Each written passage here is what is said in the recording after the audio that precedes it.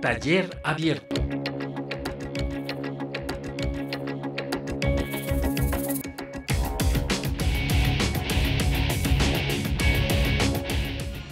Continuamos con el cuarto grupo en plenaria sobre el tema ¿Cómo enseñar a restar?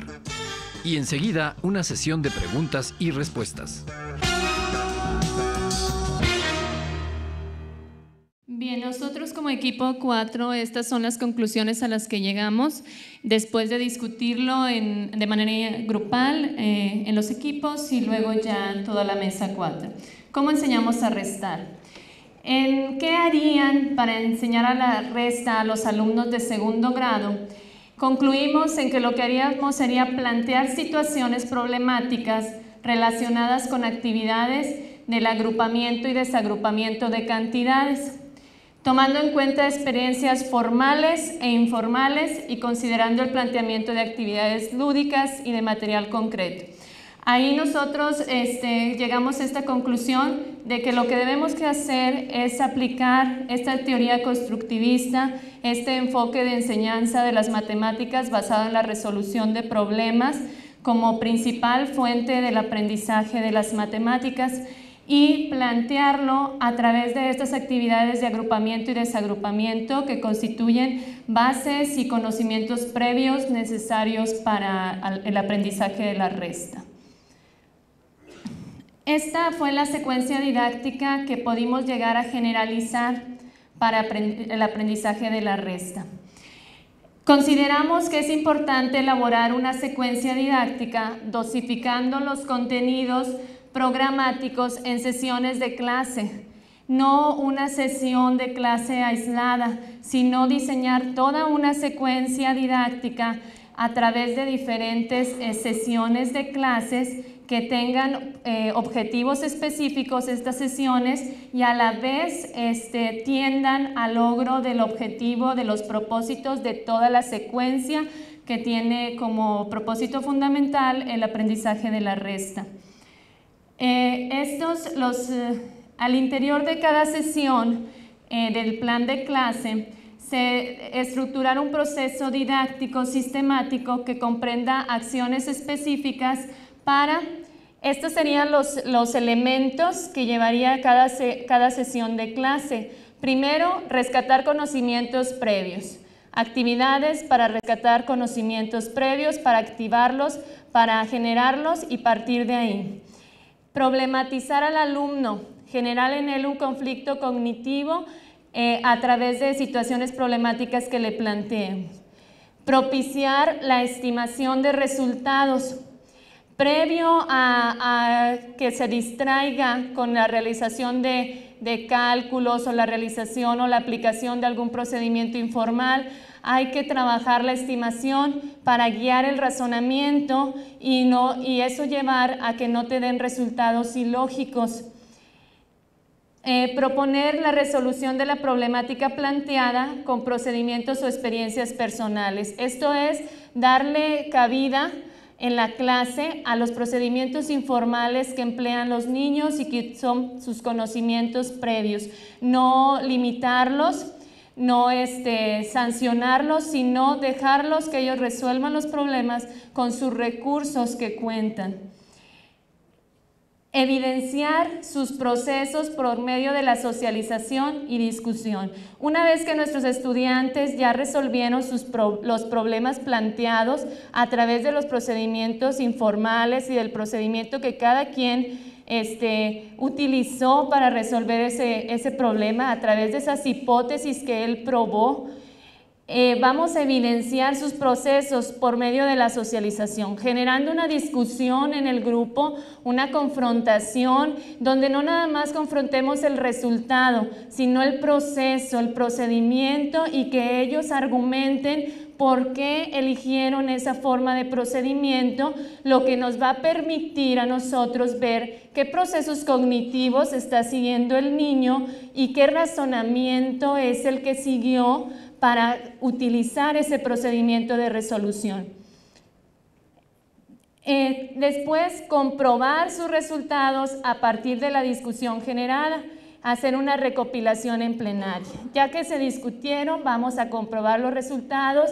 Ahí va mucho, durante todo el proceso, si analizamos, está el papel del maestro como guía, como facilitador, como coordinador. Sí, el maestro tiene un papel fundamental en donde él va guiando, va llevando a los niños a que lleguen a esa construcción del conocimiento. Y después de que se llegó a comprobar sus resultados a partir de esa discusión generada, transferir y usar los conocimientos en diferentes contextos. A eso queremos llevar en nuestros estudiantes, a que lleguen a esa transferencia de los conocimientos, donde lo puedan utilizar para en diferentes situaciones problemáticas que se le presenten en su vida cotidiana, en diferentes contextos, donde él tenga que hacer uso de ese conocimiento. Hacia allá debemos de llevar y de tender a lograr eso en nuestros estudiantes. Y tenemos ahí marcada la evaluación. ¿Por qué la evaluación ahí resaltada y en rojo? Porque la evaluación no es solamente sumativa, no es solamente al final, sino que en todo momento el maestro está evaluando. Y no nada más el maestro, sino también los mismos estudiantes debemos de estar empleando diferentes instrumentos para estar valorando el aprendizaje que nos permitan llegar a la toma de decisiones oportunas para la mejora y el éxito del aprendizaje. ¿Qué actividades específicas incluirían en sus estrategias y en qué orden las presentarían? Las actividades que incluiríamos serían actividades en las que los alumnos trabajen con material objetivo, en donde nos referimos ahí a material concreto, manipulable, material figurativo, que nos referimos a imágenes, a ilustraciones, a esas propagandas de folletos de las tiendas, a todo lo que sea material impreso y simbólico, en donde nos referimos al uso de las grafías, de los números. En ese tipo de materiales son las actividades que incluiríamos, actividades con materiales de estos tipos, realizando acciones de agrupamiento y desagrupamiento. Volvemos a esto porque este es un concepto muy importante para la adquisición de la resta, el agrupamiento y el desagrupamiento. Plantear situaciones problemáticas utilizando estrategias variadas, como son el participar en actividades lúdicas, actividades de cálculo mental, de apreciación de magnitudes, de conteo, de clasificación de colecciones, de observación y de manipulación de materiales. Asimismo, también actividades en las que los alumnos socialicen respuestas para validar procedimientos y verificar sus resultados. Aquí es muy importante esta actividad. En esta actividad de socialización aprendemos de los demás. Quizás un estudiante resolvió el problema haciendo palitos, haciendo bolitas, y otro lo resolvió empleando otro procedimiento, y otro utilizó el algoritmo, y otro lo resolvió de otra manera, otro dibujó monedas, billetes, no sé. Y a través de esas socializaciones, ¿cómo vamos a dar paso a que ellos confronten sus procedimientos y sus resultados y puedan ellos llegar a avanzar en el logro de un procedimiento más formal?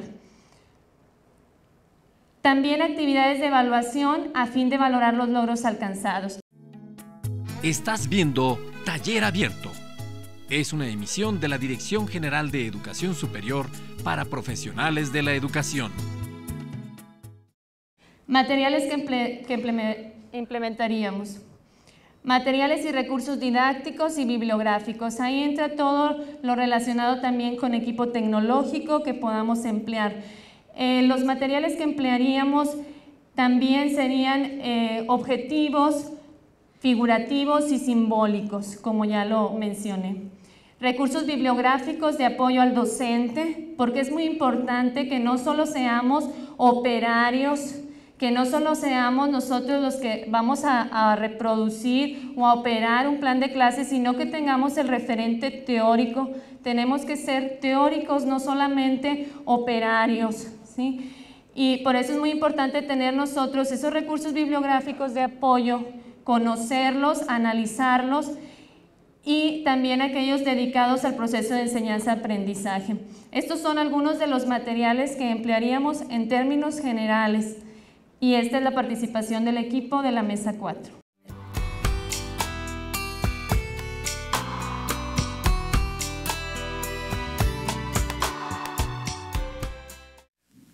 Adelante, por favor. ¿Cómo unificar cuando hablamos en un lenguaje de la asignatura de matemáticas, cómo unificarnos conceptualmente? A lo mejor sería esa la primera tarea que tendríamos que entrarle antes de pasar a contenidos específicos como lo hicimos hoy con la resta. Gracias. Adelante, maestro, por favor. Sí, bueno, respondiendo a la pregunta anterior acerca de dónde quedaban las competencias, yo creo que en el momento en que diseñamos una actividad donde el alumno reconozca, identifique, sea capaz de manipular, de razonar en cuanto a comparar cantidades, ahí se están desarrollando habilidades a su nivel. Obviamente, no podemos hablar de habilidades muy elevadas pensando en que es un niño de primaria. Entonces yo creo que al desarrollar habilidades intelectuales de comparación, de conteo, etcétera, estamos desarrollando suficientes habilidades. El problema es que no se logren desarrollar esas habilidades. Muy bien, gracias. Adelante. Es para cualesquiera de las 4 mesas. De acuerdo. ¿En qué momento abordan lo que se refiere a las competencias de los niños? De acuerdo. Bueno, para contestar un poco la pregunta del compañero, yo creo que una de las competencias básicas que debemos de desarrollar en nuestros alumnos es que ellos resuelvan problemas de su vida cotidiana y que aprendan a razonar de manera lógico-matemática. Esas son 2 competencias básicas que debemos de despertar en nuestros alumnos. En el caso de los enfoques de las matemáticas, este no es nuevo, eso ya tenemos desde 1993, cuando se cambian los planes y programas de estudio de primaria y secundaria. Ya se viene manejando el enfoque del planteamiento y resolución de problemas y el juego como recurso didáctico. ¿Qué tenemos que hacer nosotros? Simplemente acercarnos a los materiales que ya existen. Tenemos nosotros, por ejemplo, en educación básica, tenemos una serie de materiales como son los libros para el maestro que debe de haber en las escuelas normales. Tenemos también los famosos ficheros, que donde viene una serie de estrategias metodológicas que le van a permitir al profesor desarrollar en los alumnos ese razonamiento lógico matemático que se pretende que se desarrolle, que el alumno aprenda a resolver esos problemas. Entonces, ahí tenemos esos materiales en las escuelas normales. En cada una de esas escuelas debe de existir ese material. Gracias, maestro. Acá. Bien, nuevamente, para poder entender lo que es una competencia didáctica, yo creo que el buen juez por su casa empieza. La palabra competencia es una palabra que se aplica actualmente a la cuestión de calidad educativa. Es una palabra que se retoma de las industrias, entendiendo a la competencia didáctica, en este caso por dedicarnos a la cuestión docente. Partimos de la intención de que todos los individuos nacemos con capacidades, todos. Pero cuando logramos desarrollar un cúmulo de capacidades, adquirimos destreza, decimos, obtenemos una habilidad. Pero cuando esa habilidad en conjunto con otras muchas, en este caso por ser las cuestiones entendidas de las estructuras mentales, habilidades relacionadas con el razonamiento lógico-matemáticos, cuando adquirimos ese cúmulo de habilidades podemos decir que somos competitivos en el área. Entonces, yo creo que más que todo la palabra competencia debemos encaminarla más hacia el proceso de enseñanza antes de poder reclamar en los alumnos el proceso de aprendizaje. Yo tengo que ser competente para poder generar en mis alumnos el desarrollo de su pensamiento lógico-matemático. ¿Por qué? Porque estoy consciente y segura que el niño, como cualquier ser humano, nace con capacidades. Y lo único que tenemos que hacer es desarrollarlas para que vaya adquiriendo destreza y con base en ese cúmulo de habilidades se vuelva competente en el área. Gracias. Gracias, maestra. Estamos acá con el maestro. ¿Viene? Ricardo Hernández Patiño, de la Escuela Normal Superior de Jalisco. Un sujeto es puesto por la escuela a resolver problemas que se resuelven con operaciones de suma y de resta de números naturales. entendidos naturales del 1 en adelante. Pero ¿cómo puede ser esto para lograrse que aprendan de manera significativa si esos niños aún no han construido el concepto de número? Entendido desde el punto de vista de la epistemología genética como la integración de las operaciones de clasificación, seriación, correspondencia 1-1 y conservación de la cantidad. Muchas gracias. Estás viendo Taller Abierto. Es una emisión de la Dirección General de Educación Superior para profesionales de la educación. ¿Hay otra intervención? Sí, maestro. Sí, gracias. Abraham Contreras, de la Normal Superior de Michoacán. En esta mesa de trabajo nosotros planteábamos que un elemento importante de la enseñanza de la resta era su trascendencia. Y ahí está precisamente la competencia, es decir, en qué contribuye un contenido o una materia al crecimiento de la persona. Los contenidos no son formativos en sí, son parte de la personalidad del sujeto. Es decir, ¿para qué aprendo matemáticas? ¿Para qué aprendo español? Etcétera. Contribuye al crecimiento del individuo. Entonces, el desarrollo de la competencia está en ese sentido, es decir, ¿qué tan trascendente es para mí, en este caso niño de primaria, el hecho de poder hacer o resolver un problema que implique la resta? Por eso hablábamos nosotros de la trascendencia. Y creo que ahí está implícita la respuesta, en el sentido de que decían dónde queda la competencia. Por otro lado, me parece que también hay que diferenciar entre lo que son las competencias didácticas del profesor y lo que son las competencias de aprendizaje de los alumnos. Entonces, por eso nosotros enfatizábamos mucho y decíamos, tiene que ser trascendente. Muchas veces se aprende mejor a restar en la vida diaria que en la escuela, porque es más trascendente, es decir, ¿en qué contribuye este conocimiento a mi crecimiento como persona y para qué me sirve en mi vida cotidiana? Entonces, si hubiéramos hecho ese planteamiento, a lo mejor de manera muy rápida y muy puntual, hubiéramos dicho cómo contribuye el conocimiento de la resta a una competencia y, en términos generales, al desarrollo de un ser humano. Gracias. Gracias, maestro. Bien. Adelante. Gerardo Mariano Mireles Garza, de la Escuela Normal Miguel F. Martínez, de Monterrey, Nuevo León. Y ahora sí, una pregunta al equipo 2. ¿Qué aportaciones da Brunner o tiene Brunner con respecto a esto de trabajo de la resta? O a lo mejor se me perdió o no entendí lo que argumentaban ahí sobre Brunner, porque yo tengo una idea y no sé si sea la misma. ¿El equipo 2 quiere tomar la pregunta que fue tan directa? En el momento en que los equipos planteamos la cuestión del constructivismo, no hacemos un recorte específico de qué parte. Esto lo trabajaríamos posteriormente en la secuencia didáctica. Me parece que una de las cuestiones primeras para poder entablar una discusión en torno a una tarea específica sería también hacer ese recorte de lo que trabajamos el día de hoy. Ya lo comentaba la compañera de Jalapa, que de pronto unos equipos avanzaron más allá y pareciera ser que ya estaban trastocando un plan de clase. Algunos otros incluso hablaron de evaluación. Y bueno, si nos vamos a la agenda, en el caso de la mesa del equipo 2, hicimos ese recorte a las primeras consideraciones. Cuando vemos que más adelante se va a trabajar un marco conceptual, la tarea del equipo fue empezar a apuntalar cuáles situaciones se podrían ir trabajando sin lograr ahorita una forma específica para dar respuesta a la pregunta del maestro.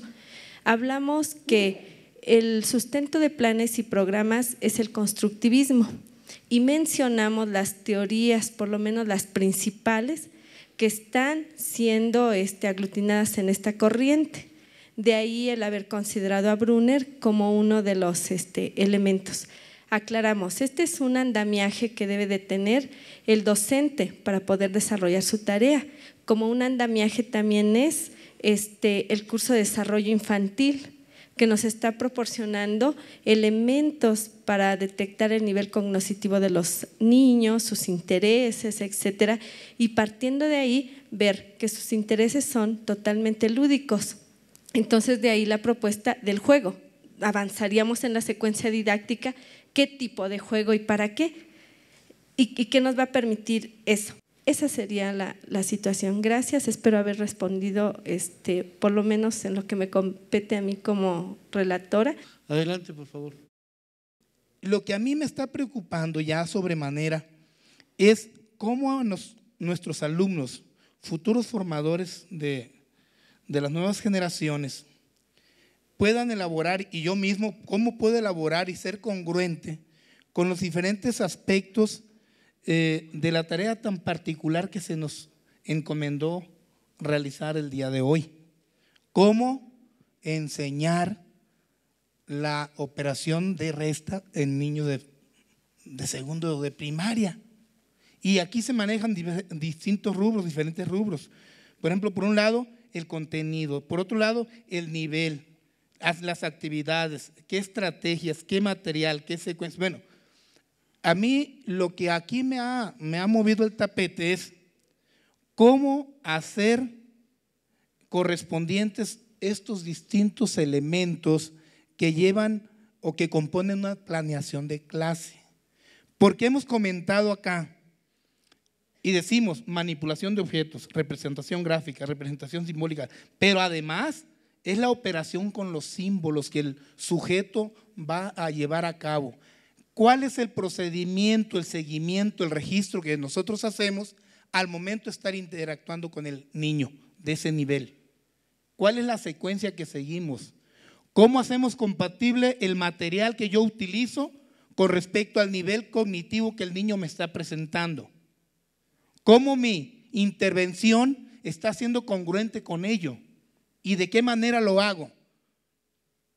Es una de las preguntas que a mí me salta aquí a la vista, y para, a su vez, desarrollar o construir estrategias de intervención para que el niño desarrolle precisamente la resta a ese nivel. Gracias, maestro. Me parece que ya no hay más intervenciones. En nuestro siguiente programa tendremos oportunidad de atestiguar la forma en que los profesores de matemáticas de todo el país enfrentaron el análisis y la crítica de los episodios, en los cuales se plantean propuestas didácticas específicas.